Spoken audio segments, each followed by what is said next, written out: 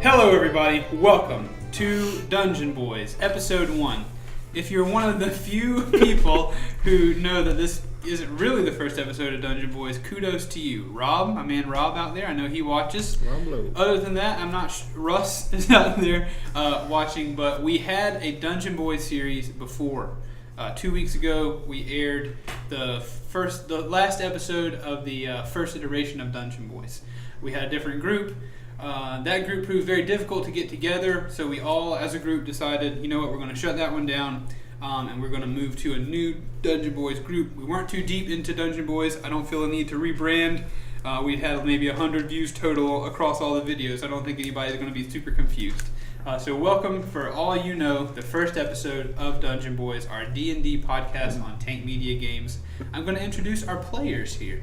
Got some close to the heart players. This is Josh Pierce, my brother. Brice Pierce, my other brother.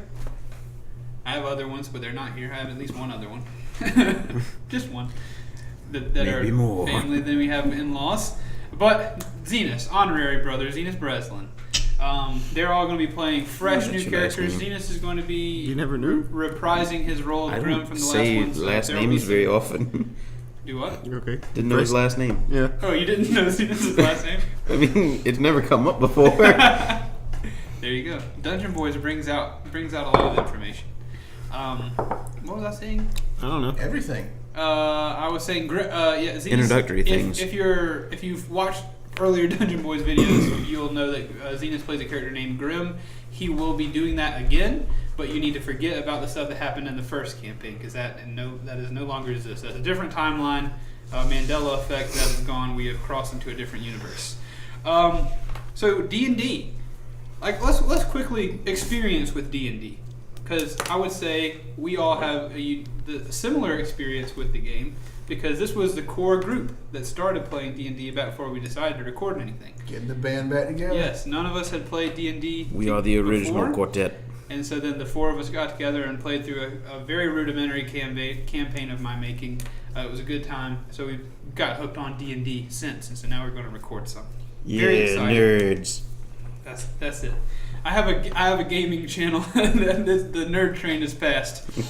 I've jumped on. I'm sitting in one of the sleeper cars. I just have a good old time on that. You have a Dungeons and Dragons gaming channel. Yeah, mega nerd. If there was a nerd-seeking missiles, there would be several on the way to the house. But we're going to get started. So, if you watched before, you know a little bit about the world, but I'm going to say this stuff again because you can't watch those videos anymore. So this is a world of my own design. This is a world that I've created. The story is original. You're not going to find this in a D&D a game or a book or whatever. So some things will be far different from regular D&D. Certainly, me being able to create a world, I don't know if there will be as much depth as there are in the actual books. I'm certain that's not the case. But we want to make an original story, make something up, and have a good time. So, welcome to the continent of Mediene. Mediene is essentially, to the people of it, it is essentially the only land mass in the world. It's comprised of 5 islands. It's one continent. It's not set up like the world, the Earth that we know, with several different continents. The lands of the world, they all consider themselves to be one continent, comprised of 5 separate islands, with 5 large cities that kind of make up the different regions. What y'all do? Y'all figuring stuff out? Yeah. We still got some character creation on the heels of the beginning of the episode. Fret not, gotta get some things finalized. Always happens. But yes, the continent of Mediene, the world of Mediene. Really, it's a world and a continent. So, the history of the world. Okay. Boys, am I gonna have to throw you boys in the dungeon? Well, how did they know we're not? Not again, Master. It looks like we're in a dungeon in our dingy studio room. Anyway, continent of Mediene. It was created by the gods long ago. The gods created this world on the idea of balance. There's good, there's bad, there's life, there's death, there's happiness, there's sadness, all things. There's a reaction to all things, and they had a balance that they liked about this world and everything they liked about it. So they created the humanoid races.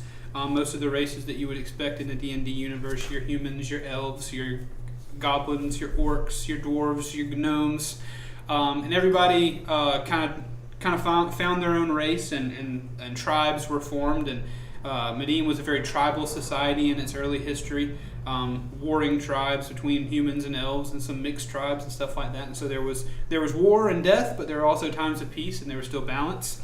And once the gods saw that things were the tribal stuff was kind of leaving, and the humanoid races were forming cities and big civilizations and things, they decided to throw make it a little more interesting in this world they've created. They tossed in the idea of magic.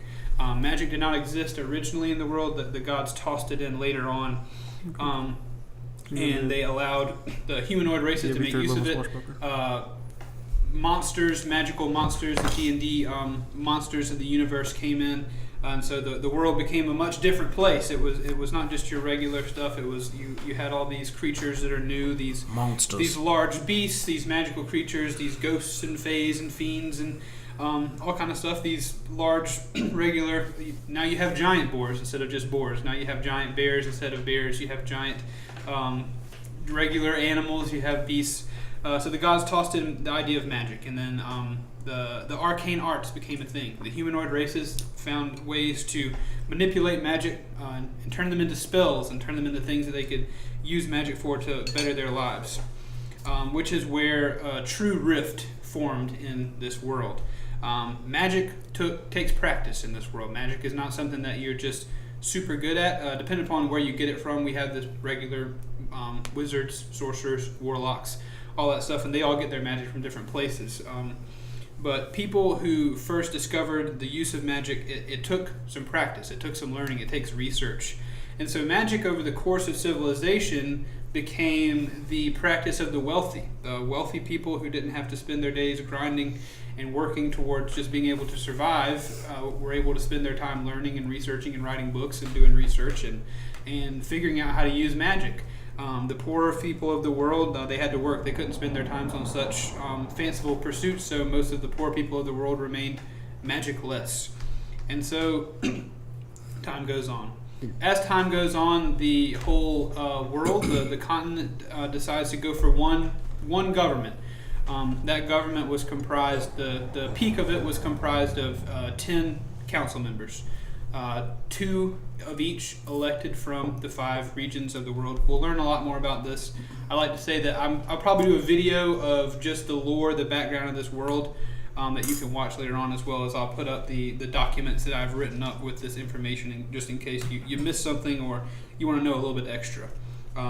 So there are 5 major cities in this world. Lonsim, Harmony, Bargain, Merchant's Might, and what's the last one? Buckland. Of course it's Buckland, Zenas, thank you. These 5 cities make up 5 large regions of the continent. They kind of sometimes can cross islands, but 2 officials are elected from each of these regions to go to the capital to govern the world. And at first they were a pretty non-homogeneous group. You had dwarves, you had elves, you had humans, you had like well-renowned farmers up there, but you had powerful wizards in the council. But eventually, the wizards took over. The idea that being able to use magic made you a superior being seeped its way into the ideas of all people, and so people wanted to elect their most powerful magicians, their most powerful magic wielders, because they felt they were the most powerful people. And so eventually, the High Council becomes 10 wizards, and now. We get almost to present day. These 10 wizards have gotten fairly corrupt. That's kind of a behind the scenes thing. Most of the people still kind of have this idea that magic users are better. I'm a lesser person.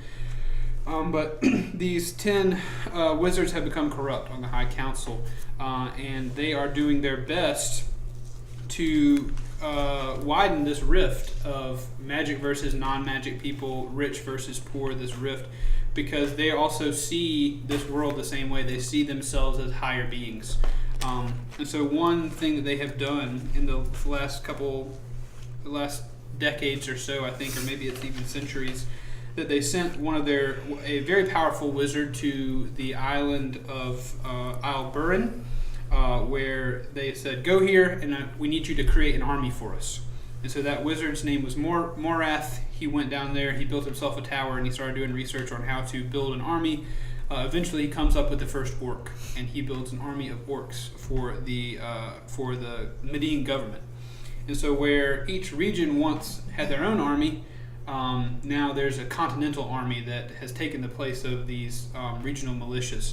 And the government's able to do this because they say, hey, no longer do you have to fight against these other tribes. No longer do you have to put yourself in danger. We've got that. We've got an army. You guys can focus on doing other things. There's no need for you guys to have militaries anymore. We got this. So that's step one. They formed a one world army. And then the freshest legislation in the last couple of years is one legislation they call the culling legislation that the council has created. And this legislation is revealed to the public as a public work program. That every week there's a lot of government work to be done. There's a lot of municipal buildings that need to be built. There's a lot of mines that need to be worked. There's a lot of things that the world needs to have done. There are not enough workers doing. So every week in the major regions, a battalion of orcs comes through and they cull people from the populace. They pull people out. They'll come down the streets and they'll grab 4 or 5 people every week to come with them on a wagon to do work. They come with the idea that you should be honored to be taken to do work for your government. You should be honored to come and do this work. But they're splitting up families. They are taking people from their homes and from their lives against their will. And some of it's gotten a little bit violent. People don't like it, but most of the world is still under the impression that this is a necessary evil. We want to trust our government. They wouldn't do anything to completely harm us. But that's where our story finds itself. I know I said a lot just now. Are there any holes or any questions you guys have before we start that you feel like would be helpful for the audience? Is there anything that I said that was relatively unclear? I know I said a lot of words. Most of this stuff lives up here, so getting it into a linear form and pushing it out so you guys kind of understand the context of what's going on is a little bit difficult. But I want you to know that this is a continent consisting of 5 islands. It's a world that was built by the gods. There's a big rift between people who use magic and people who cannot or do not. And there's a big rift between the poor and the rich. And usually the poor people are the ones who can't do magic. Rich people are the ones who can. There are people on both sides of that equation. There's also a rift between magic users. Wizards they see themselves as the highest form because I sought out magic, I learned, I studied, I did research. But like warlocks, they know that they get their magic from, they get their abilities from making a deal with like some otherworldly patron. Most of your high-level wizards will see that as, oh, well, you got that. That's a cheap way to get your power. Or sorcerers get theirs from some event or some bloodline, and a lot of times they'll look down on that like you didn't work for this. You got power by a means it's almost not fair. So there's a rift there, but the biggest rift is between the poor and the rich, the magic and the non-magic users. And so that has caused a lot of turmoil. And then one of the big things is that the government has started pulling people from their homes to do work. Under the guise of under the idea that work needs to be done and we need people to do it. Not enough taxes going around. So I know I've talked a lot. That's a lot of information. Thank you for listening to that. If you did, so do you guys have anything to say about it? Any questions? Anything like that? I think it'll all kind of shake out once we start the train moving. Definitely will. My character does have a cantrip. Okay. He's not specifically a magic user. That's all right. Well, yeah, we'll tackle that.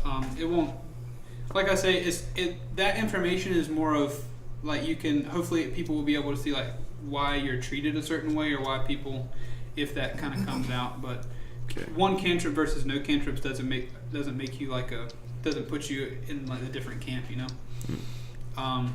So now, as we're going to start, I want our characters to introduce themselves and talk a little bit about what they are, who they're playing. I'd like for you to describe what you look like, as well as maybe a little bit of your backstory. Give us the high points. We'll flesh more of that out in game. Like Josh said, this is stuff hopefully to give you some categories to put things in as we play, but we'll definitely flesh things out as we play. Cool. So Josh, hit us. Who are you playing as today? I am playing as a forest gnome druid. by the name of Arlo, because I Arlo. About 4 feet tall. I did not put that together when you sent me that text. Well, he's got a simple name. He's got no family name. He was found by a dwarven druid on the edge of the grasslands when he was very young. Doesn't know who his family is right now, but hopefully that might be something to catch up with in the future. Kind of grew up in the Grainlands and everything with his mentor, the person who raised him. His name was Brior.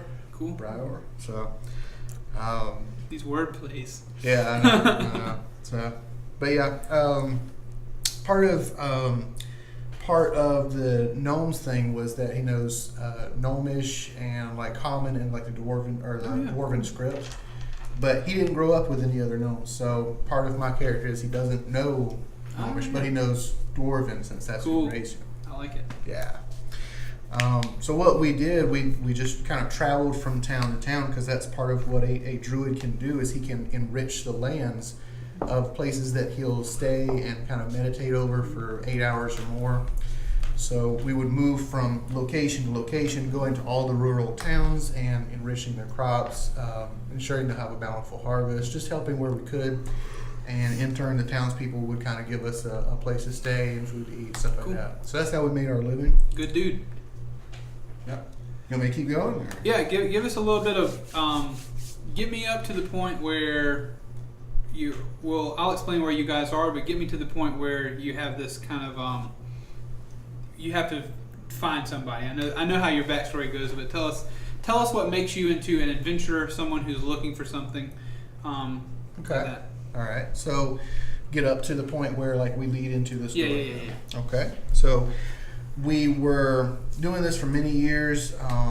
I've started kind of learning a little bit of his craft of the druid traditions and things like that, and learning what it is that my mentor can do.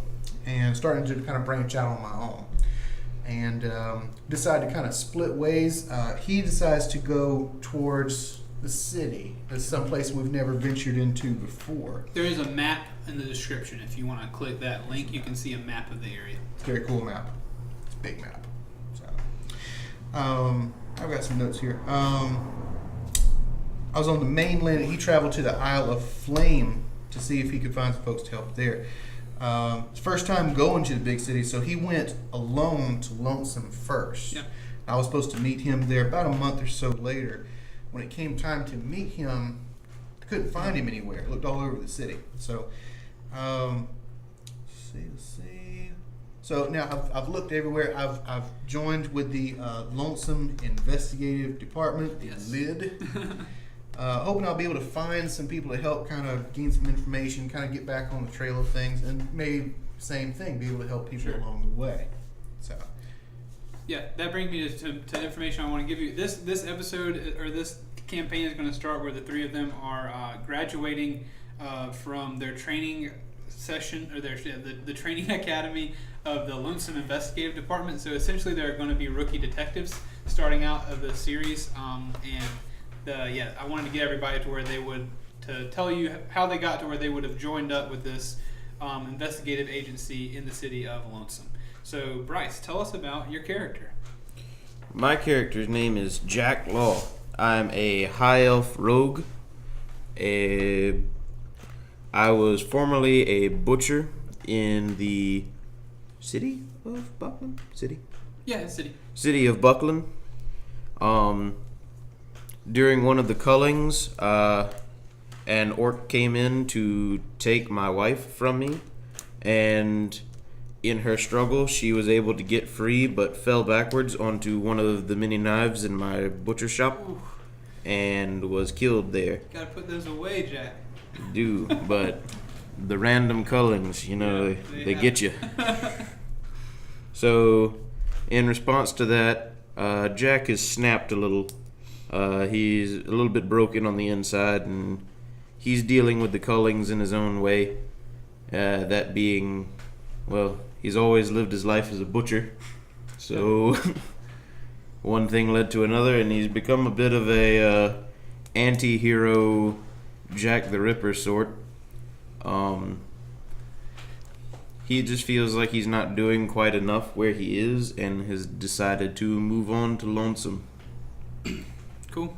What does he look like? Sorry. I might need to come back to Arlo and say what Arlo looks like, too. He's tall, slender, wears a lot of dark clothes, wears a cloak all the time, and wears a half plague doctor's mask. It's just the beak part. He does not like the smell of blood after his wife bled all over the meat he was chopping earlier that morning. I'm going to hold you to that in the future whenever things die. I'm going to ask how you react to things bleeding.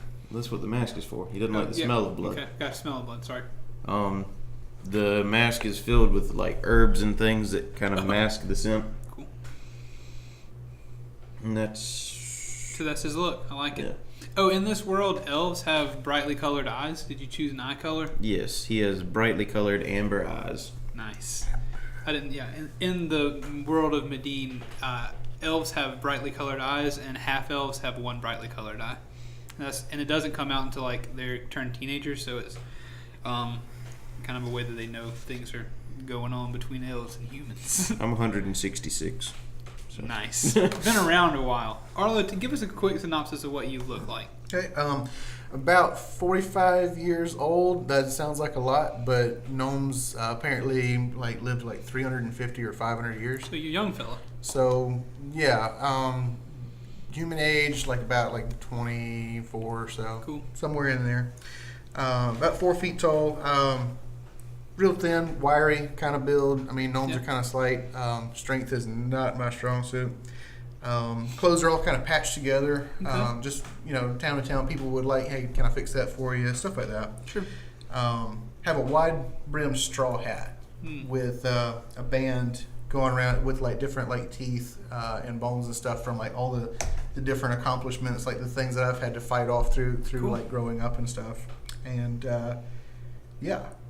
I'm going to leave it with that for now. Sounds like we have two cool character pieces. I can give you that picture I drew up of mine if you want to put that in a link or something. Yeah, Brice drew a little sketch of his character that we can put up in a link as well. Grim, tell us about your guy. I'm playing basically the same character I was last time. He grew up, he was born and he grew up in Lonsim, kind of working for his parents. One of them's a druid. I haven't really decided which. I think the mom's a druid, and his dad is a paladin. His dad's a paladin, and they just kind of fell into working in the forest and doing lumber and stuff. And so he would go out with them and just help out there. But the culling started 2 years ago. Yeah. He's 32 when the story starts, so I guess around the time he was 30, he noticed the orcs coming in and kind of taking people away, and they took some of his friends and some people really close to him. So he was like, "Hey, hang on a second now," and so he decided that he was gonna kind of try to put a stop to that. And he's a grave cleric, so his whole deal is a bit darker than a regular cleric, I guess. Yeah, and your race is a little bit different. Yeah, I'm playing in a fallen Aasimar, but those don't technically exist in this world. Because I didn't know they existed at all before you told me about them and I made the world. Yeah, so it's widely known that he's a cleric, but him being a grave cleric kind of plays into his background, which his origins, which I don't know how he got his abilities. His deity is Palor, which is sun, strength, healing, stuff like that. And he's a strong guy. He uses strength for stuff. So yeah, part of Zenas is whenever Zenas said he wanted to play Aasimar, and I learned what Aasimar were, I felt it was a pretty cool opportunity for a thing that's already in the world. So we'll explain kind of why Zenas has some of these little weird things going on about his race as we go on. He'll learn more about himself. We're gonna find out that the country really is just struggling, and all these workers that they just randomly take are really well treated, and yeah, it's just a happy world. I'm hoping you guys build like a bed and breakfast together. Grim immediately touches his head and just shrivels himself away. Yeah. What do you look like, Grim? How are you dressed? Look like me, basically, Dopeness. just without glasses, bald and with a beard and whatnot. He's probably about as tall as you are, Jack. He's a little bit over 6 feet tall. He wears like 6'5". Well, he's like 6'3", I think, so he's just a bit shorter. I wear like travel pants, which they're like, in my mind, I'm imagining like cargo pants in modern day, but they're like tighter and more well made, sturdier. Okay. So however that translates into Mediene clothing. Okay. And then like boots Capris. and like not capris. Not Capri. I was about to say, if Zenas lets him get away with that, I don't know how we're going to change it. No, I'm going to address that. No, and then he wears like a kind of like formal, like a shirt, and a vest and tie, and a knee-length trench coat covers all that. And your cleric symbol, there's like something. Yeah, it's like it's a silver sun, which is Paylor's symbol. Well, his symbol is actually like a golden sun, but I chose silver because I think silver is a better color. And there's like a rock, a black rock that my parents gave me. Oh yeah. I don't know what that does. As you're was just saying there. it, I'm remembering what I decided on these things. I'm like, dang. Well, I wish we were about 6 months into the future and I could tell you about this. I'm excited to learn. Maybe it won't take that long. We'll see. I tried to con Keith into giving away his secrets. He's like, "Yeah, we're shutting down Dungeon Boys," and I was like, "Well, I want to know what happens to Grim." Sorry. Sorry, it's classified. Yeah, that's classified. His real name is Thaddeus Baker. He doesn't just go around by Grim. Okay. 'Cause that's All right, boys and girls, we're about to start this game. Do we have any objections to starting the game? Anyone need a restroom break? Anybody need to stand up, stretch? This episode will be a little bit longer than an hour, to let you know.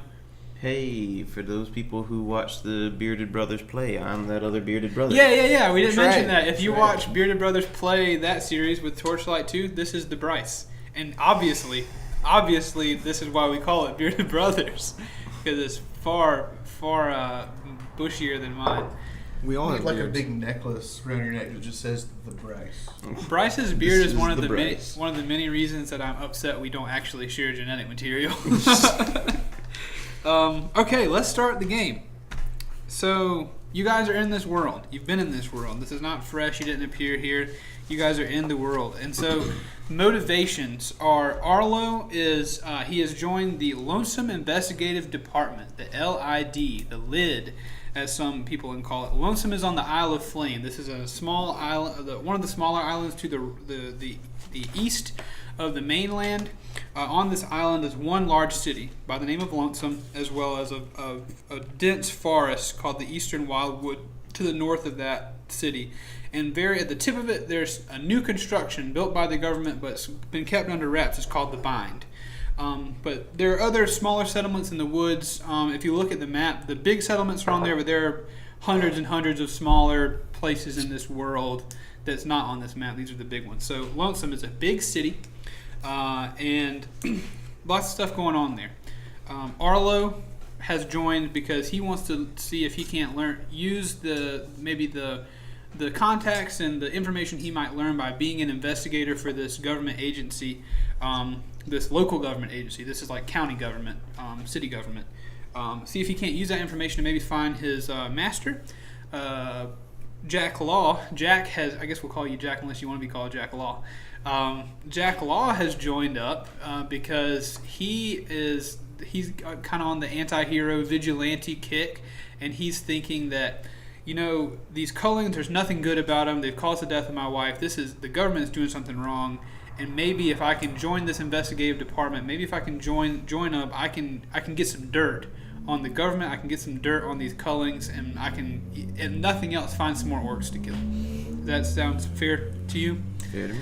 All right, and Grim as well. Grim he doesn't like these Cullings. They don't seem right to him. He's lost people to him. Let me adjust this microphone. I didn't explain the Grim is all about right and wrong. He feels that these are wrong. It's not just that he's lost people. It's he knows this is off kilter. Yeah. Grim has kind of an innate sense of balance, which is part of his race. He's got this innate sense of balance. Something's off. He feels as though if he can join an organization whose goal is to help people, to to investigate disturbances, he might be able to help that way. So that brings me to the Lonsim Investigative Department. We're in the city of Lonsim. The Lonsim Investigative Department is in the heart of the city. The city is made up of kind of 3 rings. There's an outer ring of the slums, an inner ring called the Green District, and a middle ring called the Green District, and then an inner ring called the inner circle, or the inner district of Lonsim. It's a very large city. Lots of rich folks live in the inner circle. The architecture style of this inner circle is like gray stone square buildings. There's nothing really special about them. Some of them get a little ornate, but certainly the municipal buildings, the government buildings, are just big rectangles. So you guys are inside one of these rectangles that goes by the name of Lonsim Investigative Department. A little background on the department. It's funded by the city government. It is an agency whose goal is to investigate disturbances around the region of Lonsim, whether it's in the eastern Wildwood, whether it's in the city, whether it's on the bridge that bridges from the Isle of Flame to the mainland.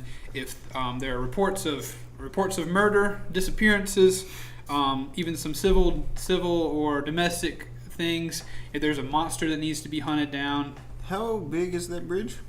It's big. Nice. Well, I like very large bridges in fantasy culture. It's nice. No support structure in the middle. That's the thing. That's the aesthetic. I thought you immediately were like, I'm blowing that bridge, baby.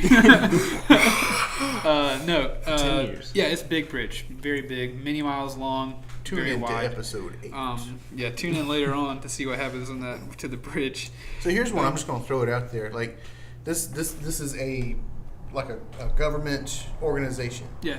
But isn't the governing body, aren't they in charge of like the whole cullings kind of thing? Like, Yeah, how that's- does it's the kind of a LID feel about Sure. the whole? It's kind of a federal government. The cullings are a federal government thing. That's a top-down. This is like your local city governments, where I will say that their stance is kind of like the most of the rest of the people, that they're down with the information that this is a necessary evil. Got it. We don't like it, and we're about to get into that a little bit.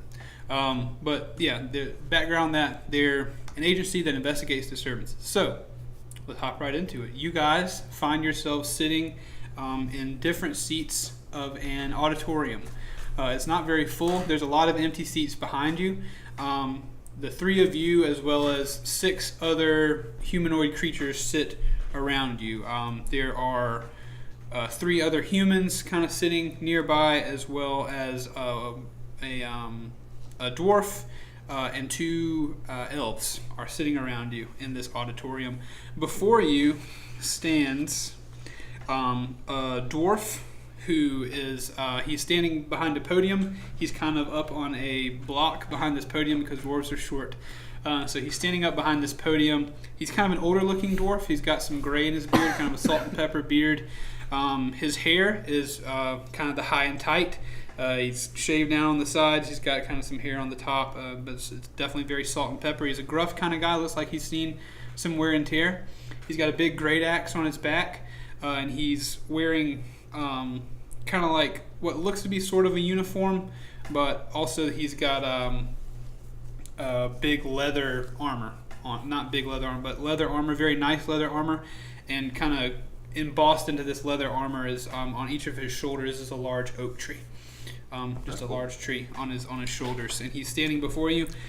To his, there's some Easter eggs in there. If you no, to standing to his right, to your left, at this podium as you look on him. This room is fairly big. This room is pretty big. The ceilings are high. It's an auditorium. But standing to his right is You see his character with a leaf in each hand, just yeah, he's on his shoulder. He's a Photosynthesis. They're talking about the character I play in our In personal my campaign. in Zenas' campaign. His name is Oak. So a little Easter egg there for you. I'm gonna say the words oak tree many more times, but not because of that. Standing to his right though is a human male. He's a human man. He's wearing kind of what looks the same. The dwarves' uniforms are kind of blue. He's got like a blue vest on and blue pants with his armor over it. The human standing to his right is also wearing blue. That's you know to be kind of the same color blue of the investigative department. It's got the LID logo on it. Is he noticeably not standing on a block? He is not standing on a block. Okay, just making sure. He's standing to the right of the podium, and he's wearing robes. Though he's not wearing armor, he's wearing blue robes. But his armor on the breast of it does, or his robe on the breast of it does also have the embossment of an oak tree, which you also know to be one of the symbols of the city of Lonsim, because they make most of their money by logging in the northern forest, the eastern wildwood there. It's east because it's east of the whole world. It's north of Lonsim. I wondered about that one. Yeah, sorry about that. So they're standing there. You know these guys. You don't know them personally because they were not in charge of your training here at the Lonsim Investigative Department, but you know that standing before you, the dwarf, is the director of the LID. And standing to his right is the deputy director. The director's name, you know his name to be Corgus Bach. And Corgus. Okay. And to his right-hand man, his deputy director, Timney Furlish. So Corgus and Timney stand before you. And Corgus begins to speak. And he says, "All right, rookies, I want to congratulate you on a successful training program. As you know, the LID is a little bit sparsely populated these days. There's a lot of things going on, and there aren't a whole lot of people who want to be investigating crimes, who want to be solving problems. People are so concerned with their own personal things nowadays that they don't want to jump in and try to help people. But that's what we're about. We're about helping people, and I'm proud of you 9 for coming in and being successful with your physical and your cognitive tests." There are 9 people in the auditorium. The whole auditorium? Is that Jack just... Wait a minute. You guys aren't sitting beside each other, by the way. Aww. Yeah, you guys are sitting dispersed in the room. But in the front, behind you is a very empty auditorium. It seems as though there used to be more in this situation than there are now. And all our families came to see our great... Oh. No families. So I want to thank you guys. I want to thank you. I'm proud of you for being successful in your cognitive tests as well as your physical test. You've all proven that you, at least on paper, have the ability to investigate crimes and to be additions to the Lonsim Investigative Department. I'd like to point out that if this were a real test, I'd probably fail it. So because you're we're intelligent. skipping that. No, man, you got this. So congratulations to all of you. That doesn't seem very congratulatory. At least on paper, you're all right. Well, Well, I mean, it says you're good. what I'm trying to say is that we're stretched thin. We don't have time for full training. We don't have time for you guys. You know that you don't have time for you to shadow other detectives. So you grade it on a curve, and the curve goes like this. We will not know if you are successful until you actually get into the thick of things, and that is how we do it here at the Lonsim Investigative Department now at the LID. I don't think we were actually speaking to the director. No. I know. I'm still trying to say what's going on. He's explaining he's explaining to the room why we do what we do. We don't have time for you all to jump in and shadow people. We have to train you up as best we can at home, and then we push you out of the nest and see if you fly. So I think that all of you will fly just fine, and the world, Lonsim at least, will be a better place for having you here at the LID. So big thanks to you all. A round of applause. And so everyone claps and everybody stands up. And the clapping is not very assaulting to the ear because you are in an almost empty room. It's not super empty. Echo is louder than the clap itself. Timney is standing there, the deputy director, and he's giving you the golf clap. He says, "I'm not going to hold you up anymore. There are cases to be investigated. There are disturbances to be checked out. I'm going to go get back to work. Timney, assign these folks to their cases. I'll see you guys whenever you bring in your first successful perp."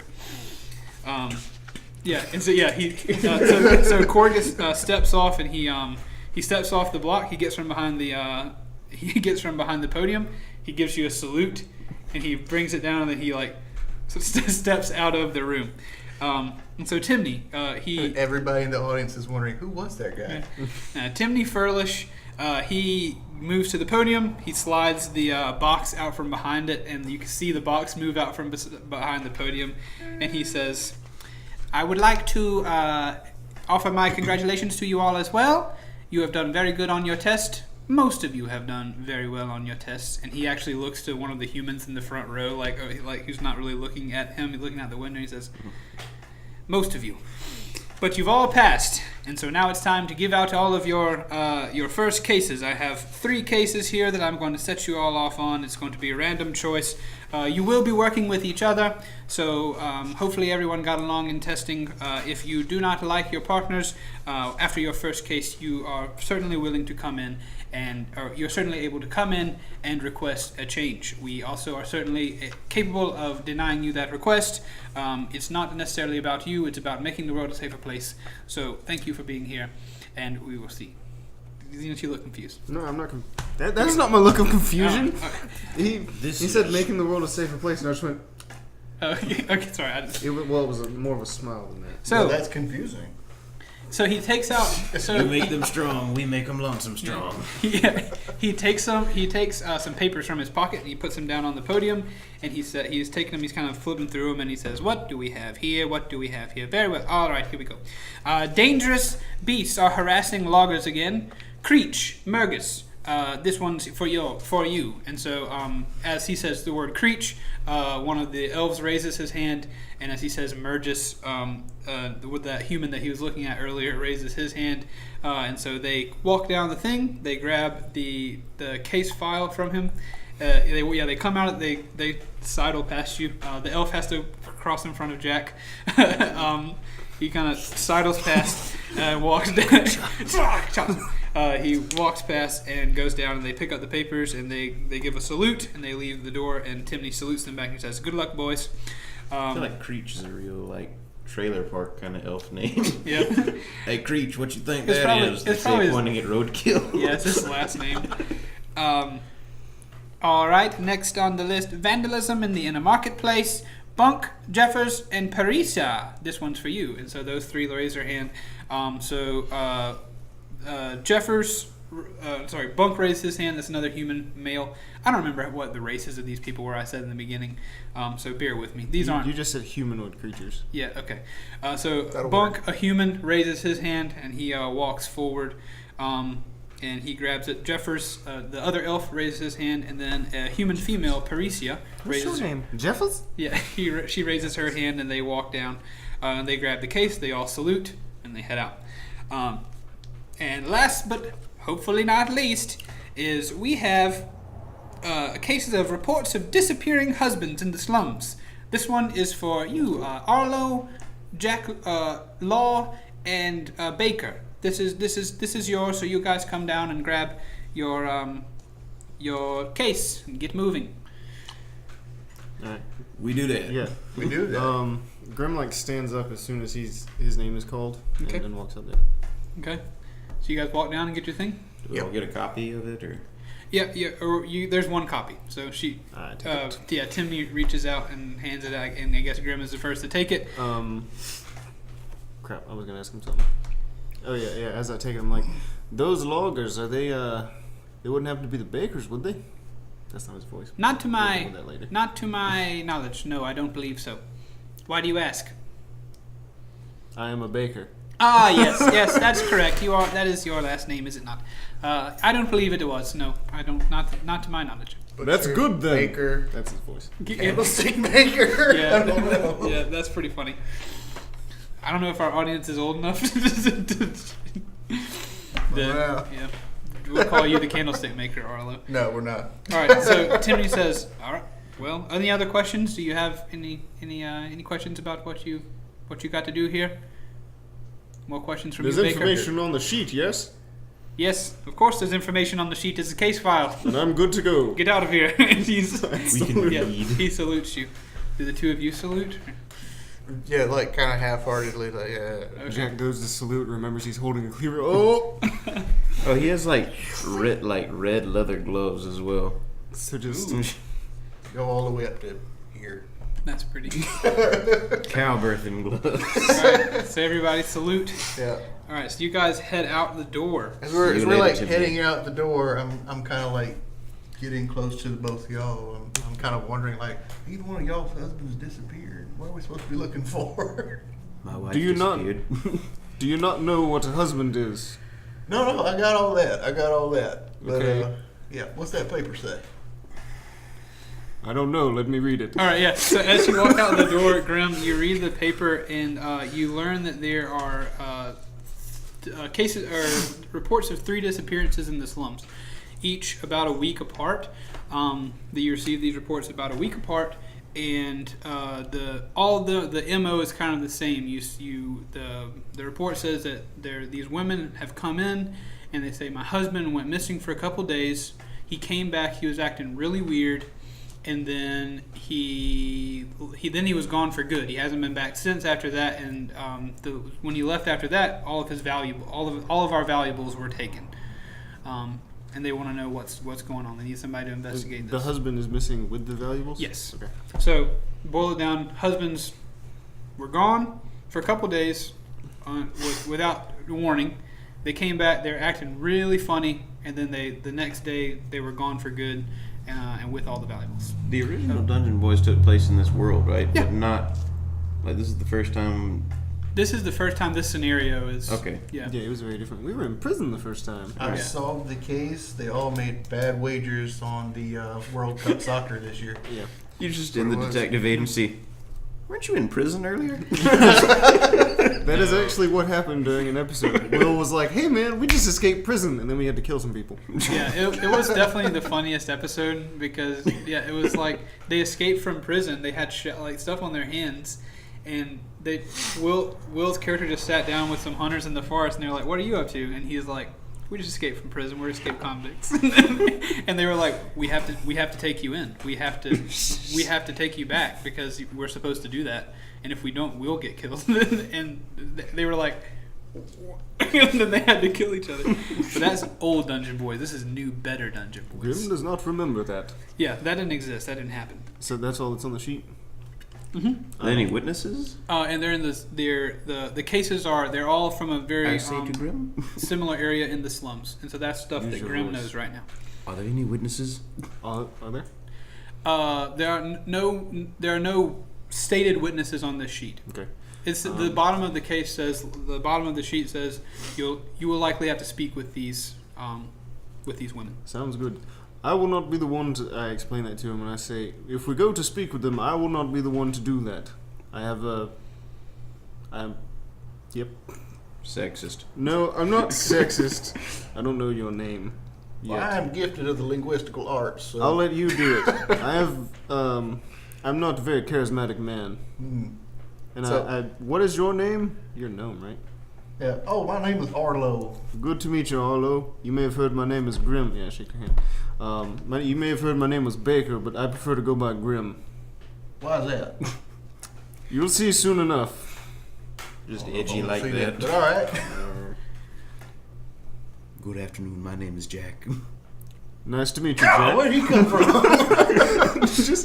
I imagine you were on the right and Josh was on the left, and you just like appear in between us. You seen the movie Ratatouille? Yeah. You remember like the critic? Yeah, how he always walks like really hunched over, but he has his hands behind his back. I pictured that's how he walks. He's just like grossly tall and just. I want to say that a lot of these hypothetical things I want to know if they're canon, because if that's canon, then we need to lock it in. It is The canon. stuttering It was is- not canon. Oh yeah, of course. Yeah, I'm not saying like that, but like if you are really surprised by him coming in, I want you to say that. But I don't know if the audience knows. Like, do Jack we want it to be a surprise very thing? quiet and very creepy in like Okay. every sense you can imagine. All right, I I like could it. see his character being quietly creepy. Yeah, very Yeah. cool. I think it kind of startled me. It's like, where did he come from? Of course. That's a Of lovely course. jacket you're wearing. Thank you. Okay, so when you guys walk out of the auditorium, you head out to the left. So if you're looking at the podium, you head out the door to the left. You're now in a hallway. Across, you see the doors to Corgus and Timney's office. Timney kind of walks past you and says, "Good luck, fellows." And he goes into his office and shuts the door. To your left, there's really nothing that way. To your right, you can go down the hallway. Or you do go down the hallway. There's really nothing left in here, unless you guys want to stop and explore the Lonsim Investigative Department. But as you go out down the hallway to your right, you see a big... so you make the right turn. You're going down the hallway. Now on your right, as you pass the door to the auditorium, you go past where the auditorium will be. You look to the right, and then there's the case room where other Lonsim Investigative Department detectives are working on things. Some of the non-rookies are in there. They're at their desks. Then you make the left. There's a left turn now. The hallway terminates and it goes to a left. As you make that left, you're walking out on your right side. You see a big pane of glass, and there's a kind of a little old lady on the other side. You know her name. Yep. You know her name to be Doris. Good call. You know her name to be Doris, and she is the complaints department. She's the person who takes people's complaints and disturbances and reports and things. It was a guess. Oh. Yeah, it was a guess. So is this like the slug lady from Monsters Inc.? Kinda. Oh yeah. So as you walk by, she says, "All right, boys. Good luck out there. I'll have some more waiting for you when you get back." We'll see you soon, Doris. That's the complaint department. She got more complaints waiting for her. That's true. No, it's complaints, but it's like when people come in and they say, "Hey, my husband's missing," they tell that to her. Oh, that worked. And whenever you say that to her, she says, "Oh, I hope you do see me again, Thaddeus." What a beautiful All right. woman. And that voice. And as you walk past, you do kind of hear her under. No, roll perception, Thaddeus. Oh, baby. Or Grim. That is a whopping 13. Okay, so as you walk away, you do hear her saying, "What a handsome young man." No, Grim doesn't react to that. Yeah. He just keeps walking. Yeah, you just keep walking. He's very focused. His mind is on this. All right, this before case. you is the door to the Lonsim Investigative Department, and it leads out to a city street.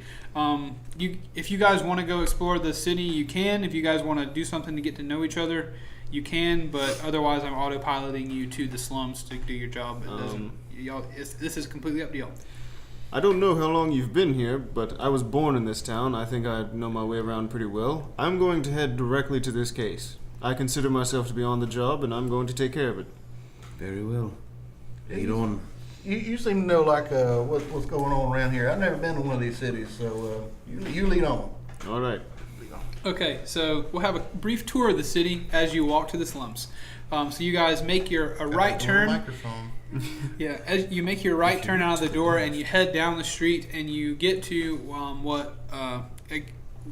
Zenas, you can tell me if they're kind of new to the place, if you want to kind of describe the area if you want to go by, and I'll do that vicariously. Fine.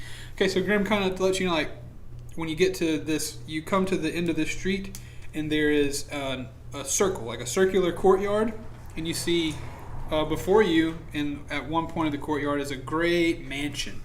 A big mansion with a grassy courtyard between it and the large gate, the large wall around it. And Grim lets you know that that's the constable's mansion.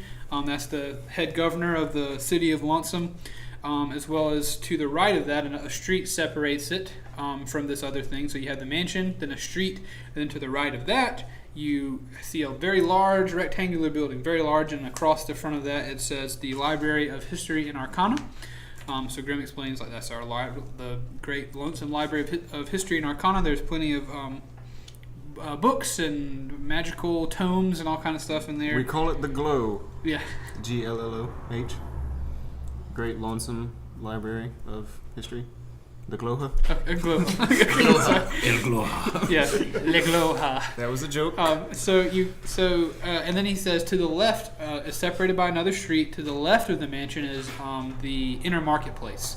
This place is really cool. It's kind of like a flea market style place, but it's got these beautiful stone walls between each stall, and it's kind of lit at night. He says this is a beautiful place. It's lit at night by dancing lights that people cast the spell, and it's lit, and there's all kinds of things being sold in there, magical items and fine clothes and all kind of cool stuff. It's pretty cool. So then you guys go down a street that leads you out of the inner circle. You pass many ornate buildings and big government square buildings. They're all made of gray stone. Then you make it to the Green District, which is the outer or the middle ring of the city, and the Green District is called that because the kind of theme of the architecture in the original Lonsim, which started at the Green District before people got very wealthy, is wooden houses, but they're they're formed all on the outside. They're covered on the outside with dirt, and then people grow grass on the outside of their homes a lot of times, especially in different places. Like on the roofs have grass growing on top of them, kind of short grass, and a lot of walls do as well. So it's characterized by this very green color of the buildings through this district. So these are like tall buildings? They're kind of shorter. They're shorter than the kind of richer neighborhood. You're now kind of in the working class neighborhood. You got a couple 2 stories, a couple 3 stories, but the houses are close together. There's also a marketplace here. You guys pass by a marketplace where you could buy goods, and I mean, there's blacksmiths. It's a big city. There's anything you could need in the Green District. It's where the middle class, the working class, kind of hangs out. As well, on your way by, you pass by a large wooden building with several people outside. There's actually a man laying down in the street outside of this building with a bottle in his hand. And in front of this building, there's a big swinging sign that says the Shady Maple. And Grim tells you that this is the Shady Maple. It's one of the hottest inns, one of the hottest bars in the in the city. Lots of people go there to hang out and drink and have a good time.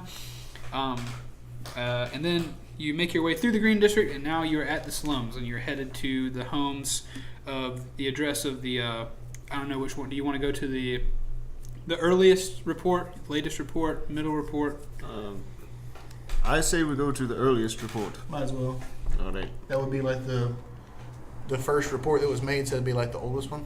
Mm-hmm. Okay. Are you saying that in character? I'm just actually wondering. Okay. Yeah, the oldest one would be the earliest, the one they received first. Yeah, I think you got the right idea. All right. It's this way. I do love the idea of y'all having a conversation and just the whole time, like, Jack is behind, like, with his hands behind his back, just, like, looking at the city. The mask, like, hanging around your neck? Or do you have it on? Huh? He put it on after he left the agency. Like, during the ceremony, he just had it hanging around his neck.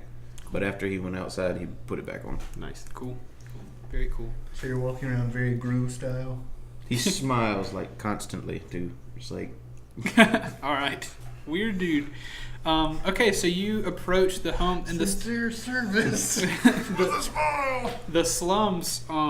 They're the way the houses are set up. They're like there's a lot of tents. There's a lot of kind of shoddy thatch homes. They're small. People are stacked on top of each other. It's a slummy place. It's not necessarily. It's not like a favela. It's not super like packed in like really really tight. But you can tell these are where the poor people live. The streets are kind of dirty and muddy. People are rushing around trying to get that buck. You see a lot of kids kind of roaming around with ratty clothes on, begging for money. Kind of a slummy place. It's called the slums. So you do make it to actually the first place is just it's kind of as nice as tents go. Like it's a fairly big tent, big canvas tent that this person lives in, and so you are now at the front of a tent where you believe the first woman who sent the report in. Is there any like wooden things around? Yeah, the posts holding it up are made of wood. Okay, Grim knocks on that. I was wondering how we were going to accomplish that. Yeah, because I was thinking like, all right, when we get there, it's going to be like heavy knocks on the door, and then it was like a tent flap. Yeah. I knock heavily on the flap. So a kind of wiry lady who like she's got bags under her eyes. She's very thin. Kind of dirty clothes. She pulls back the flap of her curtain and she says, "What do you want?" Hello, madam. I'm from the LID. I've come to inquire about your missing husband. Oh, finally! I feel like I've sent that report in weeks ago. He's been gone so long, I fear he may be gone forever. So he didn't come back So yet? do you know where my husband is? No, we've actually come to ask you questions about it, to see if we can find him for you. Okay. So you don't know where he is either? I certainly do not. That is why I sent the report into the Lonsim Investigative Department. Yes, I don't know where my husband is. I wouldn't be asking you if I did. That'll be all, man. We're just covering all the bases. I pull Arlo back. I thought you said you were good with this. Hey, I'm just going down the list. Our training consisted of a DVD series. Skip ahead a few numbers there. Can we rush this along? I've got a lot of work to do, and my husband is gone, and my kids are out, and I'm very concerned. What kind of questions do you have? How can I help? When he left here, which way did he go? The second time? Well, both times. He went to work. He didn't come home after work one day. Where does he work? Where? He works for a logging company in the Wildwood. He works for I think it's called Lord of the Wood Logging Company, I believe. I know them, I guess. Grim, cause Yeah, this is a common company, big company. Do But you- yes, he didn't come. He went off to work one day and he didn't come home. And then he did come home and he was acting very odd. He wasn't answering questions the way that he would normally answer questions. He was very weird about being handsy with me. It was just a very, very strange experience. And then the next day when I woke up, he was gone, and I assumed he had gone to work early like he does every day. But then I woke up and all of our silverware and my one gold necklace was gone. Was he complaining of anything new at the work site? No, everything seemed normal. Did they recently switch work sites? Go to a new area? It's possible.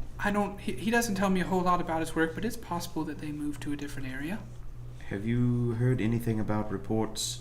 Well, we only received your report first. Have you heard anything about other disappearances before your husband? Oh, I haven't the time to be thinking about that. I've got too much work to do. I didn't even know other people were dealing with other people had missing husbands. So no, I haven't heard of anything before mine. How's your husband's friends and social life? He does his fair share of drinking. He finds some of the. He and his friends enjoy a good pint of ale, but When's the last time he was with his friends? Probably last weekend, or maybe not last weekend, but probably the weekend before this all started. And they drink nearby, and all of his friends seem to be good men. I can't imagine them doing anything to him. Where's his favorite watering hole? It's down the street. It's actually one of his friends actually just owns a little bar that he puts up in his tent, and some of the guys come by. It's kind of a friends thing, Right. down there. So does she indicate where it's at? Yeah, We know it's where right at. down the street. You can't miss it. All right. And you mentioned your children were out. How many children do you have? I have two beautiful boys. Nothing strange is happening with them, just the husband? Yeah, they have to work hard. They're little boys that have to work hard, but no, there's nothing weird about them. They seem to be all right. I know I skipped a couple questions ahead, but what is your husband's name? His name is Forcus. That's canon. That's canon. It's written down.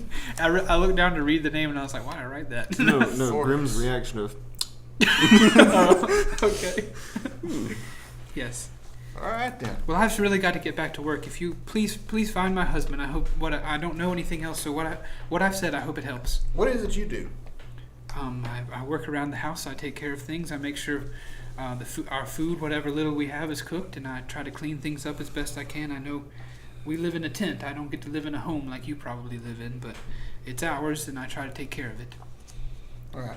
We'll do what we can to see if we can find your husband. If we have any other questions, we'll come back. Thank you very much. Before we leave, I want to leave her a couple of coins. Oh, So okay. Do you do that secretly? yeah. Okay, so she takes them, and she's very All grateful. right. I don't make a big deal out of it, but Yeah.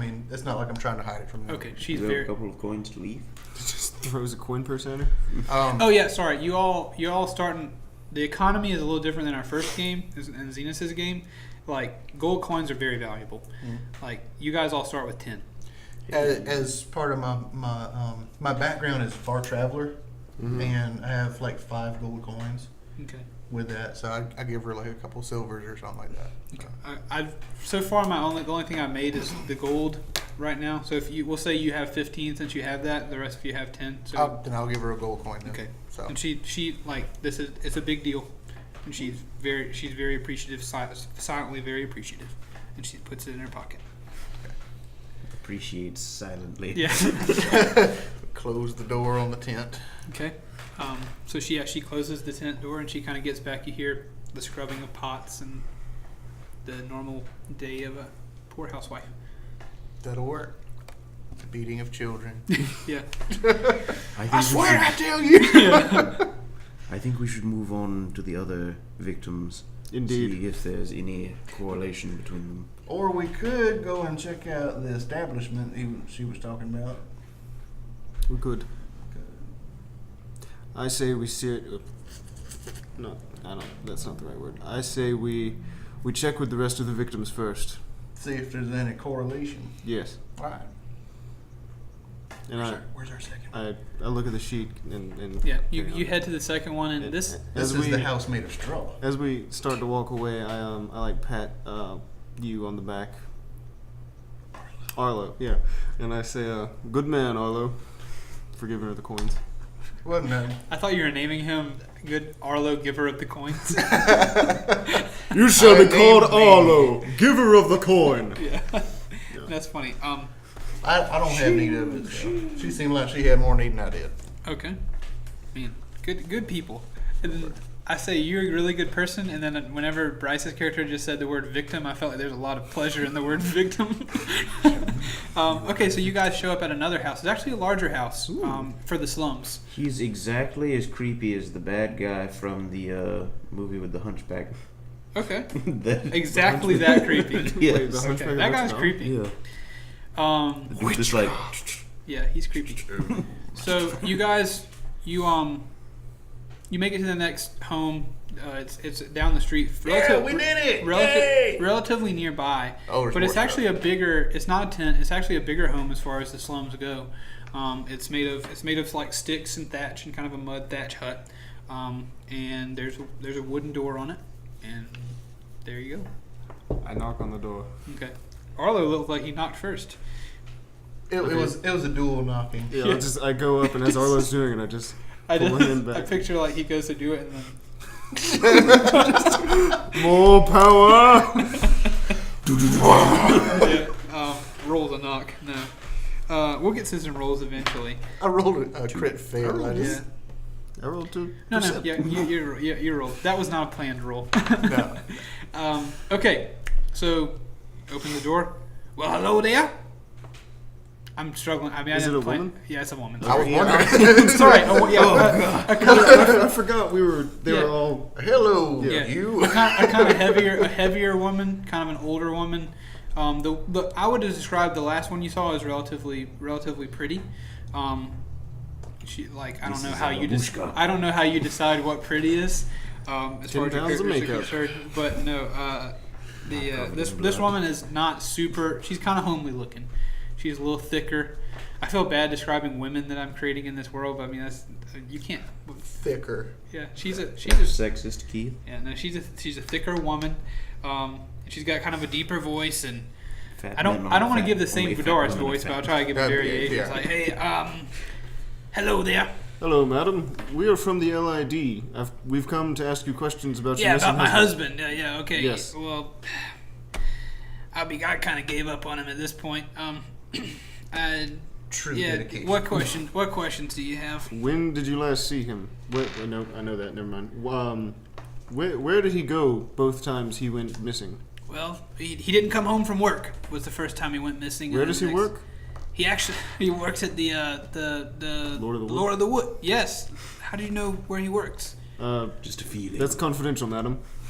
Okay. I don't actually think it is, but Grim, that's the first thing that he said. It's So. okay. Call it a hunch. Huh? I said call it a hunch. It's here. Right, you goof.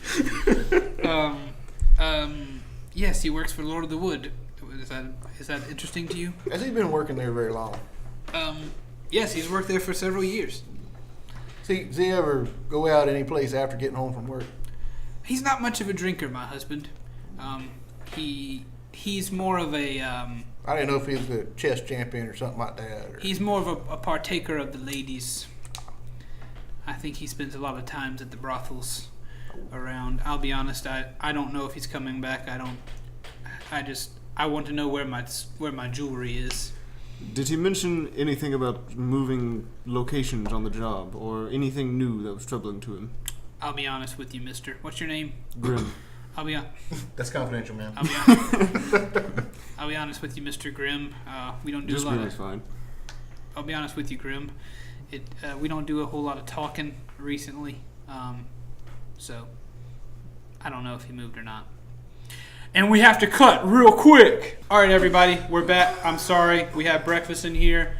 Nature was calling, and I had to answer the phone call. I got more breakfast. Yeah, Zenas has more breakfast. He's got a poop turt, and we are back in it. So the last thing I said was no.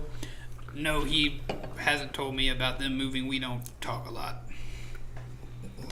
It's really no surprise to me that maybe he ran off with my jewelry. I just want it back.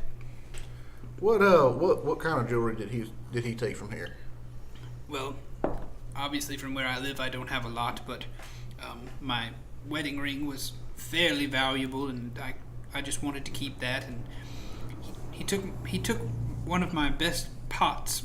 The only other valuable thing I had was a very nice pot. How was he acting toward you? The is a cricket. That's not a cricket. That's not a cricket. What is that? It is something in reverse. Yeah, sounds like something somebody's backing up. It's like one of Well, those. there's been a truck scooters. parked over there like the entire time we've been here. Hold a moment. This is all in character, by the way. But they do. Oh, they're working on the road. They do construction on the road. God! He's been backing up all the way from down there. Back it up. You're good. You're good. Hey Keith, I think I know what happened to your water pipe. Yeah.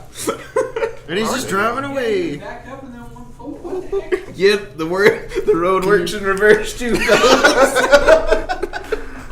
We're good. All right, there's some road work going on outside. Like, it's funny. I don't know what else to say. He stole a pot. I think he stole my stuff. Yeah, I was gonna ask. How was he acting toward you before he left? After Oh, really weird. was he getting oddly handsy? Yes, he's not. Let me tell you a little something about our marriage. It's too expensive for us to divorce, and it's too hard for us both to find a place to live. We don't really care a whole lot about each other. We just kind of tolerate each other. So he came back one day, and he was weirdly handsy, and I had to shut that down real quick. With the pot. All right. Arlo, Jack, any more questions you'd like to ask? Yeah, where's this place that you said he likes to frequent at? The brothel? Oh, that's somewhere in the Green District. I don't even know if he has the money to pay for a girl there. He might just go to stand outside and sniff. I don't know. Okay. He's got some issues. I would like to. Oh, you're telling. I agree. Thank you, madam. We like slowly back away. I politely slammed the door. As we leave, Grim starts mumbling about it because his house is in the Green District, right? Yeah, you live Yeah, there. he's mumbling about it. He does not like that at all. Okay. I keep forgetting, like, you live in this town, so. Yeah. How you my house is gonna go in? Well, you know that there are brothels there. He still doesn't like it. He doesn't like to be reminded of Okay, it. gotcha. Part of the thing. Cool. The property values. Gentlemen, I We got. don't want to be one more to check out. presumptuous, but the handsy part, it might be... What do you know about monsters? Yeah. It might be a succubus. Ooh. I don't want to deal with that.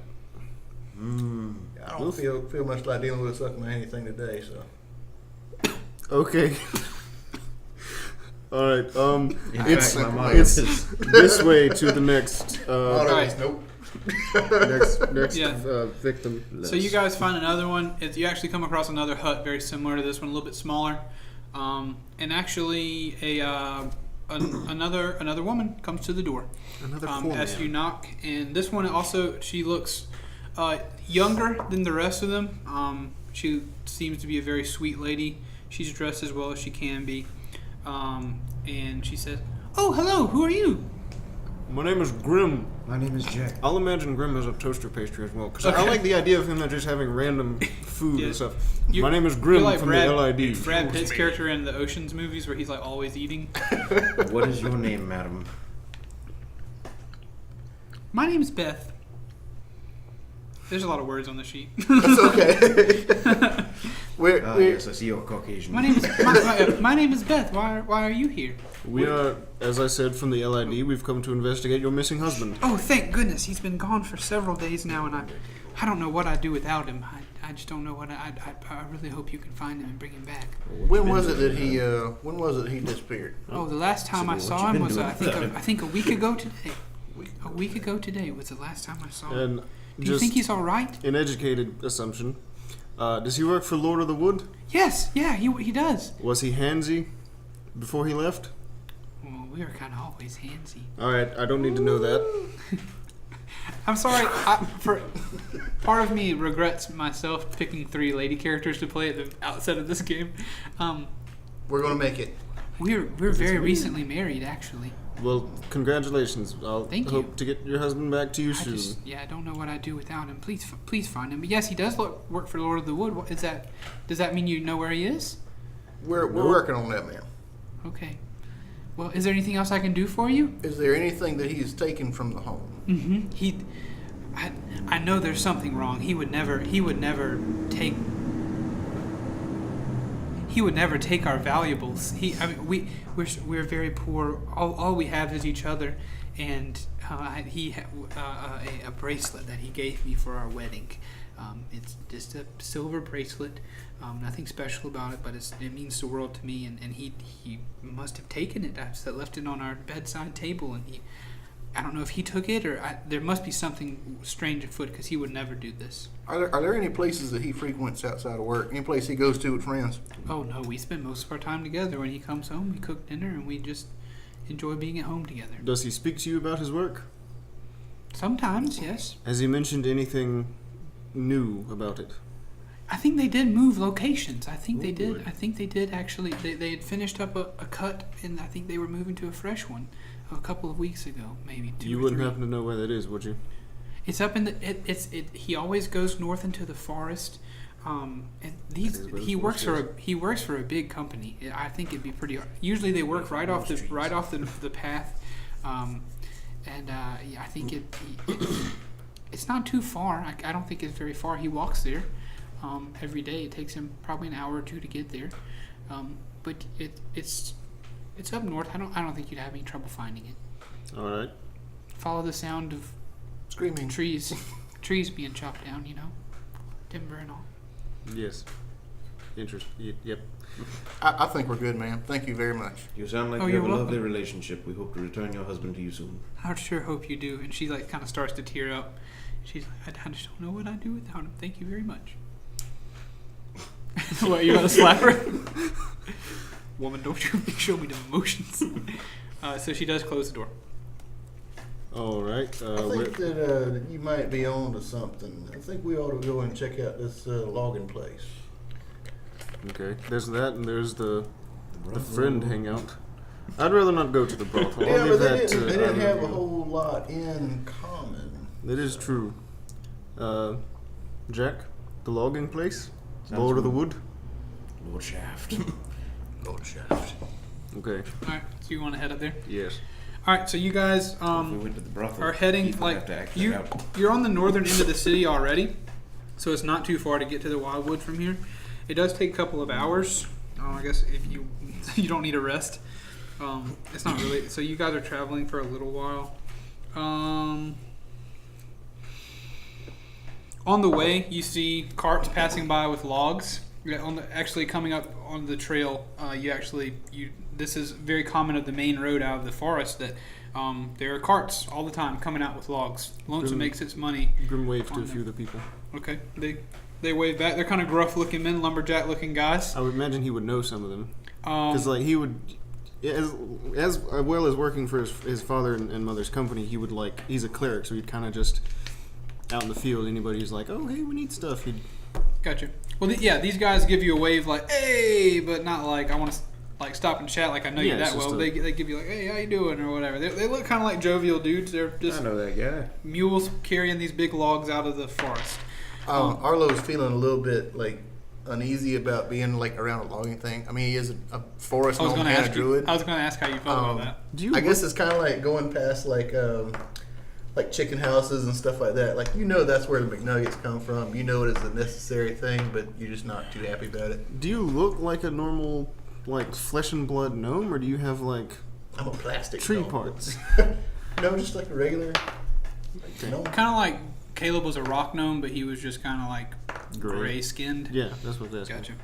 It's like a rock gnome. He's got a big mohawk. Do you guys want to stop these guys and talk to them, or you just let them go by? Or? Walking on. Okay. Yeah.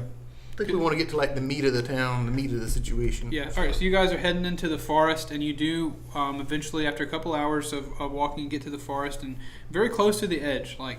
the logging companies, Zenas certainly knows, Grim knows that they don't go too deep in the forest. The eastern wildwood is called that for a reason. It's called the wildwood because this forest, there's some things lurking in it. There's beasts, large animals, as well as monsters and stuff like that. Like it's a rough place sometimes. So you guys actually do make it to, you come into, like the signs that people put up, like temporary, like men at work signs. You see kind of a temporary sign. Hey, like right behind me. You see a temporary sign that says, Lord of the Wood, cut this way, an arrow. And it takes you off the path, and you can see like kind of the tire tracks in the dirt and in the mud where they've been pressed down and been really used over this place. You're walking through the trees, and then you do enter a very large clearing where there are men there are a bunch of stumps around, but on the edge there are men chopping with axes, and they're like, ho ho humba, like there's some men singing and like chopping down trees, doing Just their like work that. songs. Just like There are people like limbing trees and cutting the leaves off. There are some people like shaving bark. There are people cutting them with saws, and there's a couple of tents for where some of the men stay, and it's just a big logging camp. There's probably like 30 people within your vision. Not all of them are wielding axes, but you just kind of see this logging area, and there's like carts moving around. And As we're like kind of getting into the thick of things, can I roll I guess it'd be like a survival check or something, see if I notice any like tracks or trails or anything that look unusual? Yeah, sure. Are you kind of canvassing your way in?